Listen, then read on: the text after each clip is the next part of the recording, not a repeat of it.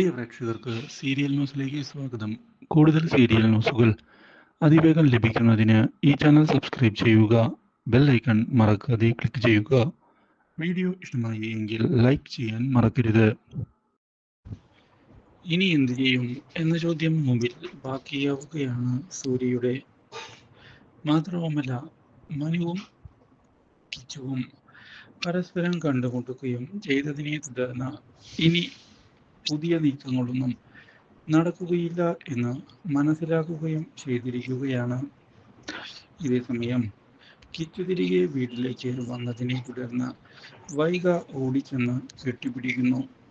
വൈഗയെ കെട്ടിപ്പിടിക്കുന്ന കിച്ചു, വൈഗ, നിന്റെ സ്നേഹം ഇപ്പോഴും എൻ്റെ കൂടെ ഉണ്ട് എന്നറിഞ്ഞതിൽ എനിക്ക് വളരെയധികം സന്തോഷമുണ്ട്. ഞാൻ എന്തായാലും നിന്റെ കൂടെ തന്നെ ഉണ്ടാകും. നീ എൻ്റെ പെണ്ണ.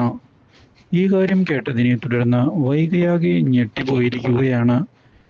കിച്ചുവേട്ടൻ എന്നെ സ്നേഹിക്കുന്നില്ല എന്നാണ് ഞാൻ കരുതിയത്.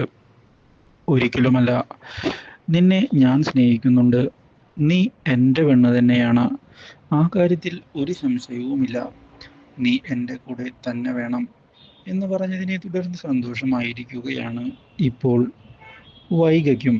മാത്രവുമല്ല, ഇതേ തുടർന്ന് ഗംഗയുടെ വിവാഹകാര്യം പറഞ്ഞതിനെ തുടർന്ന് എനിക്ക് ഇപ്പോഴും കാശിനാഥിനെ വിശ്വസിക്കാൻ സാധിക്കുന്നില്ല എന്ന് അറിയിച്ചിരിക്കുകയാണ് കിച്ചു. ഈ കാര്യം അറിയുന്നത് കാശിനാഥിനെ ഞെട്ടിച്ചു കളയുന്നു.